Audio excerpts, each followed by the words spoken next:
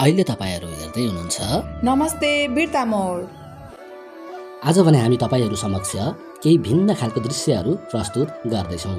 एउटा उखान छ नि नेपालीमा, जोस हुँदा विदेशमा अनि होस गुम्दा स्वदेशमा।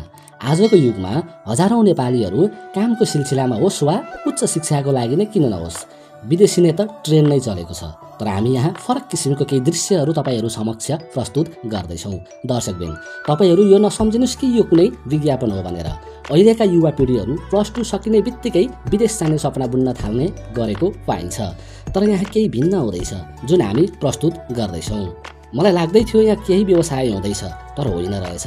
हजुर, भर्खरै +2 सकेर बसेका आराध्य खाती र उनका साथीहरू मिलेर बजारमा पाउने भन्दा निकै सस्तो मूल्यमा, हजुर मात्र 100 रुपियाँ मूल्यमा बबल टी बेचिरहेको पाएँ। तब मैले प्रश्न गरेँ, भाइ घाटाको व्यापार किन भनेर। तब समूहको एकजनाले यस्तो भन्यो, दाजु किन हामी माथि रहेर सोच्दैनौँ, लक्का जवान हुँदा विदेश पलायन हुन्छौँ अनि बुढेसकालमा स्वदेश फर्किन्छौँ अनि देशका लागि चाहिँ के गर्ने। यस्तै प्रश्नहरू मैमाथि पोखियो।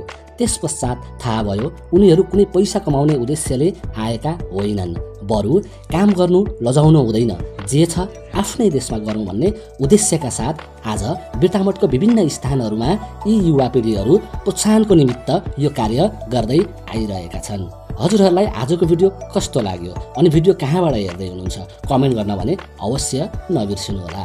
नमस्कार, म सागर राजवंशी, मेरो वीरतामोड 1। म आज तिसदक बजारमा हटियाको दिन यहाँनिर आएर नयाँ एउटा चिज देखेँ मैले। कस्तो भने यो भाइहरूले चाहिँ यत्रो, मैले अघि सोद्धाखेरि धेरै पढेर भाइहरूले चाहिँ यतिको काम गर्दै रहेछन्। हामी युवाहरू पनि अब यसरी नै भाइले चाहिँ यसो युवाहरूलाई चाहिँ एउटा सन्देशमूलक एउटा कार्यक्रम जस्तै पनि भयो, यो यसरी हामी पनि आफ्नै देशमा यसरी गर्नु सकिन्छ भनेर एउटा भाइहरूले हामी युवाहरूले यसरी जोस जागर होसला यसरी गर्थ्यो भने हामी युवाहरू चाहिँ गाउँ घरमा अब नेपालभित्रै केही गर्नु सकिन्छ भन्ने एउटा भाइहरूले चाहिँ एउटा उदाहरण, एउटा सन्देश दिनु भएको छ। यसरी नै हामी चाहिँ सबैले भाइहरूले यसरी हाम्रो युवाहरूले सरसपोर्ट गऱ्यो भने हाम्रो देशमै विकास हुन्छ।